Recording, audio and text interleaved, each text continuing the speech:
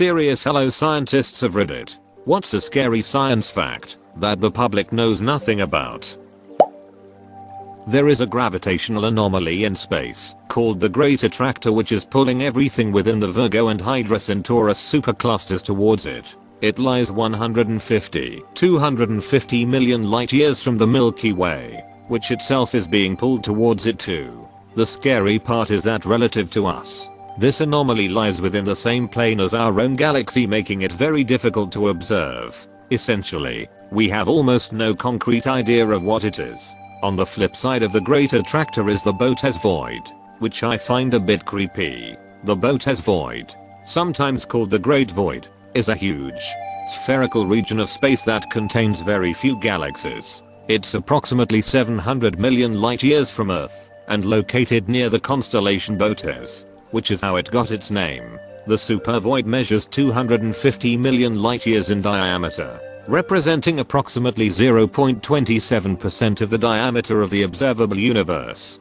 which itself is a daunting 93 billion light years across. Its volume is estimated at 236,000 mcp3, making it the largest known void in the universe. At first, astronomers were only able to find 8 galaxies across the expanse, but further observations revealed a total of 60 galaxies. Now, while that might still seem like a lot, it would be like stumbling upon only 60 objects across a region larger than the continental United States, and that's just in 2 dimensions. According to astronomer Greg Aldering, the scale of the void is such that, if the Milky Way had been in the center of the Botes Void, we wouldn't have known there were other galaxies until the 1960s. Looking at the volume of the Botes Void, it should contain about 10,000 galaxies. When considering that the average distance between galaxies elsewhere in the universe is a few million light years. But the question is, why and how this void came to be? There hasn't been enough time since the universe began for mere gravitational forces to clear out a space of that size.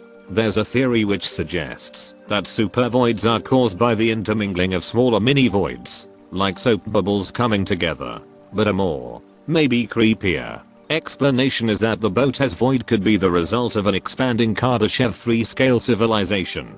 As the colonization bubble expands outward from its home system, the civilization dims each star and subsequently each galaxy it encounters by blanketing it in a Dyson shell. This might also explain why the void has such a nice, spherical shape. Oh, and we are seeing a snapshot of the void 700 million years ago. A lot could have happened in 700 million years that we just cannot see now due to the inherent speed of light. Sweet dreams, everyone. If your dog swims in a lake after receiving a spot-on flea treatment, it absolutely decimates the invertebrate population. A large dog swimming in 8 Olympic swimming pools worth of water soon after treatment will leach enough neurotoxin to kill 50% of the lake's invertebrate population within 48 hours. There's some awareness of this, but it's not being taken seriously enough. Edit: I need to add, when I say after I mean relatively soon after, within say a day, to have an effect quite this devastating. The leaching does reduce over the month, but it's still there, and the effect of multiple dogs still allows for a terrible buildup of chemicals. Holy shit, would it damage the aquatic small life like flies? Things like this are stuff that I would never have thought about. I fly fish with my dog weekly. Scientific literature conclusion on Alzheimer's disease and other neurodegenerative diseases in general is that the diseases start decades before the first obvious symptoms, and that we need to treat them at this stage. When you exhibit obvious symptoms, it's too late. Your brain is already mush. If you get diagnosed with Alzheimer's at 65, you had the disease since your early 40s at least, and you experienced very mild symptoms, but didn't notice it, and your brain fought like heck to compensate the deficit. When you get diagnosed, your brain is already very severely damaged and will never recover from the deficit. Cancer geneticist here. Most cases of cancer that are sequenced generally just denote the prognosis, or how long a patient has to live, rather than treatment options. People always say let's cure cancer, however this simplifies cancer as though it is only one disease. It's far more complicated than that. I studied at one of the largest cancer hospitals in the world, where the motto is to make cancer history. but the only obtainable goal is to make it chronic. We study and research as much as possible, but every cancer requires different research. And unfortunately the powers that be often prohibit funding and proficient research. It's work I'm passionate about, but also a broken system that is infuriating to work in. My mum has multiple myeloma. Treatment options seem to have come a long way in the past 5-10 years. Still the prognosis isn't great. Sometimes all you have to hang on to is hope, faith in scientists like yourself doing all they can. Your work really does have life-changing effects. More time with mum to make happy memories, achieve goals, etc. The entire explosive output from Little Boy, the nuclear bomb dropped on Hiroshima, came from just over half a gram of matter being converted into energy. The mass of a butterfly exploding with a force of 15,000 tons of TNT. That's crazy. Anthrax can sporulate in dirt and stay viable for hundreds of years until the soil is disturbed and the spores inhaled. There is a small island in the UK that was used as a test site for weaponized anthrax. It is still infective, and you can't go there without protective gear and permission. Haven't seen this one, yet insects are going extinct. We have lost a significant chunk just since the 80s. I think it was around 20%. Mozzies are going up, because of course. But just about everything else is going. Wasn't until I read this that I realized that as a kid in the 90s I used to see butterflies all the time. Dragonflies. My house used to get invaded by Christmas beetles every year. Not so much. These days I might see only 1 or 2 Christmas beetles in December, if any at all. When I was a kid I remember finding 8 in my house in a single night. Same house. I definitely have noticed the same thing since I was a kid in the late 90s early 2000s. Dragonflies and butterflies especially. Here's a few scary medical science facts regarding CPR that you won't often hear in your first aid CPR class put on in school. I only learned this stuff after schooling to become an EMT. What's the success rate of CPR? The average person assumes 75% or greater. In reality, it's barely 10%. It's one of the first things they told us in training. Because all new people have way too high of an expectation to the effectiveness of CPR. It can be very depressing when you're doing everything you were trained and aren't getting the results you think you should be getting. The time from collapse to administration of a shock viride is absolutely paramount. They say the chances of survival drop 10% per minute. Oh, and rescue breaths. If you're not being very, and I mean very careful, you'll cause gastric dissension. You'll literally be blowing up their stomach, and they will vomit. Then there's the cracks and crackles. If done right, it'll sound and feel like you're breaking every rib in little old lady Nelson's chest. You're likely not. It's cartilage and other bits shifting. Although, if you're a bit too vigorous, you may very well break a rib or two. But hey, they're already dead. So it doesn't matter. They'd rather be alive with a broken rib than dead. In the UK, about 17% of people have fetal alcohol syndrome. Maguire et al. 1992. As much as 17% of us are developmentally disabled simply because, prior to the late 90s, a large proportion of British mothers drank during pregnancy. 41%. Thankfully the prevalence rate has been falling fast since the late 90s when all this research was published. But it's terrifying to see how much of an effect FAST is having on society. I'm a nurse who works in Canada, and working in community, I have encountered my fair share of clients who are affected by it. The sad thing is that physicians do not make a diagnosis without admittance from the mother that alcohol was consumed during pregnancy. That's why the diagnosis rate is low and the rates of FARS are staggeringly higher than what we actually have in the numbers currently. It is wild. The Cascadia Subduction Zone CSZ runs off the coast of Northern California to southern Canada and ruptures about every 350 years. We know this from the geologic record. The last rupture was in January 1700 and there are written records from Japan of a tsunami that resulted from the earthquake on the other side of the Pacific. This zone is still active and is likely to rupture in the next 100 years, resulting in a Mag 9+ earthquake that impacts the west coast from northern Cali to southern Canada. Edit. These massive earthquakes along subduction zones are called megathrust earthquakes. Small asteroids are hard to detect, but can still cause massive damage to towns. Also, it's very hard to see asteroids that come from the direction of the sun. Over 85% of asteroids near Earth that were detected were found in 45 of the sky directly opposite the sun. Source link. They say this at 5:20. Prions. Misfolded proteins that cause a cascade of protein misfoldings that lead to amyloid plaque buildups, resulting in uncontrollable neurodegeneration that is fatal in 100% of cases within 2 years. There is no cure. We don't understand what causes it. We don't understand the mechanism of the misfolding cascade. We don't even fully understand the structure of the misfolded proteins. It could in theory happen to anyone, at any time, and there's no way to tell until you start showing symptoms, at which point you might have 18 months to live, if you're lucky, the last 6 of which will be intensely unpleasant. Even worse, they are not denatured by heat and remain stable in the environment for years. They are infectious. Have fun sleeping tonight.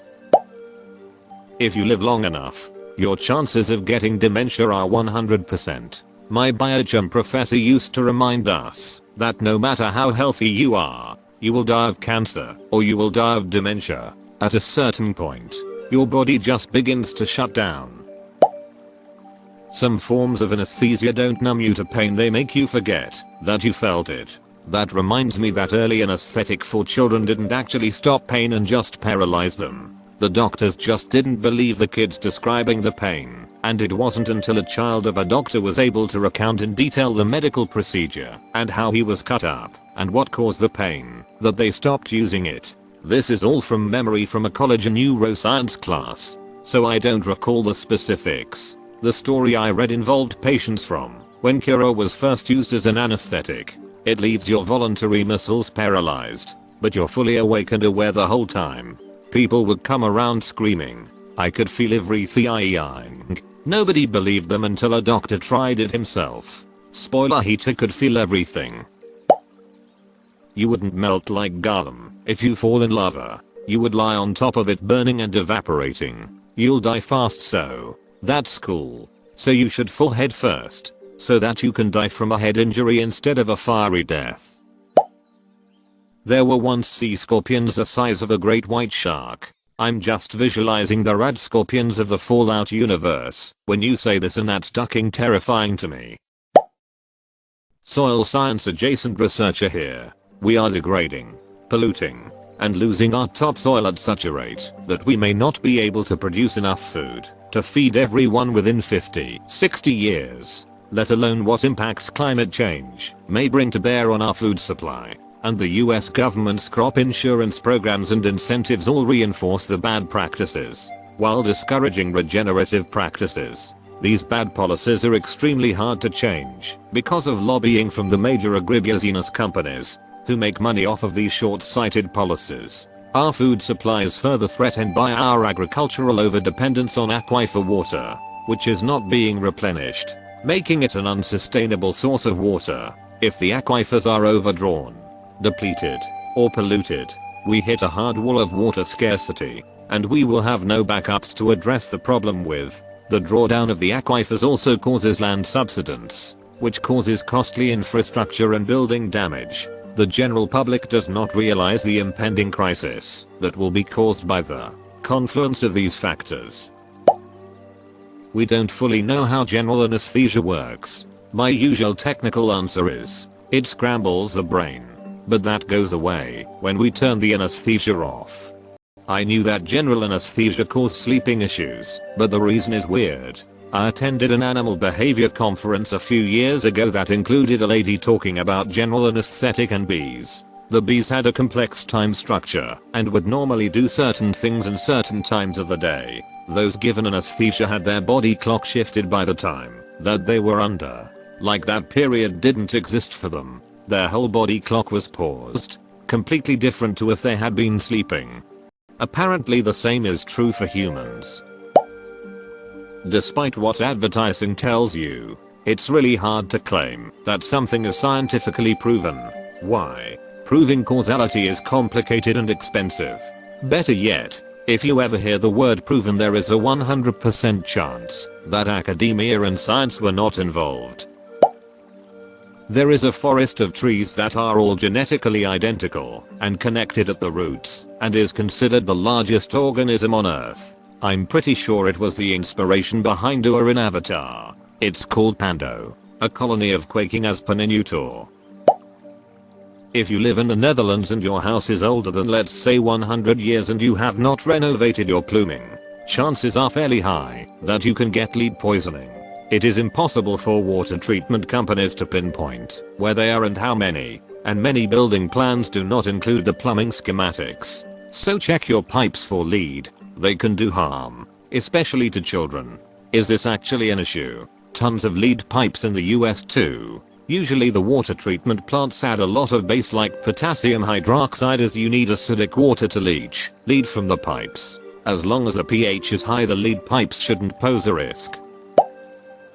Topsoil loss is pretty scary for the medium long term. For example, for a quick overview link, this glosses over heterogeneity. For example, we are burning through soil in the Midwest much faster than other parts of the US. Interestingly enough, a lot of the damage from the Dust Bowl is still in place, but we are relying on more input-intensive methods to eke out results. Fertilizer runoff is also causing a giant anoxic dead zone in the Gulf of Mexico. The nutrients feed algae, which has a population explosion and rots en masse. Some are holding out for usable soil opening up at higher latitudes, for example Canada, Siberia, with climate change. But at least near term that isn't too promising, given that it will generally be poorer soil, for example less phosphate, and melting permafrost won't be too reliable for quite a while vertical farming and the like is making advances. As I understand it, most of what's practical to grow tends to be inefficient calorie wise.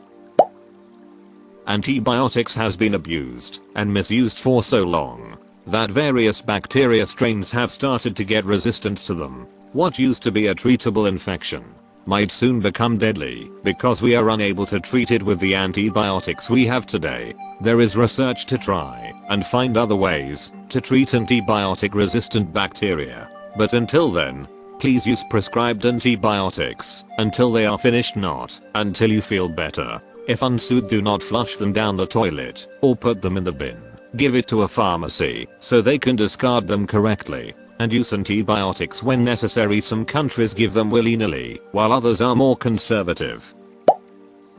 Coronavirus COVID-19 was not surprising, nor unexpected by people working in public health, and it's not the worst case scenario by any means. Ironically, the success of public health has been so dramatic over the past 150 years that politicians and the general public forget how important it is, and how much authority government officials have in a public health crisis. Coronavirus COVID-19 was not surprising, nor unexpected by people working in public age. I start to get old. I remember the media getting crazy about the H5N1. Then the big panic about the H1N1 when hand sanitizer became common. Somehow, I would have believed that the Ministry of Health would take every year an intern specialized in public health to work on updating the pandemic plan. But I had the impression that in the current crisis most government, if not all, had no idea on what to do. Helium. Fun for party balloons. Everybody likes a squeaky voice, except helium is a vital component of various high-tech devices such as MRIs. Helium is also light enough that the Earth's gravity cannot contain it, and we are running out. Not today, not tomorrow, but we are frivolously wasting it when we should be jealously hoarding it, and eventually we won't have any left, and a lot of our wonderful technology will suddenly stop working. The human genome is riddled with mutations. Some were passed down from your parents, some occur during DNA replication, and others as a result of DNA damage from the environment, smoking, of light, etc. Most of these mutations are harmless. Some will be repaired, some won't, but others will be in cancer suppressor genes or oncogenes. In fact, you may have cancerous cells growing in your body right now.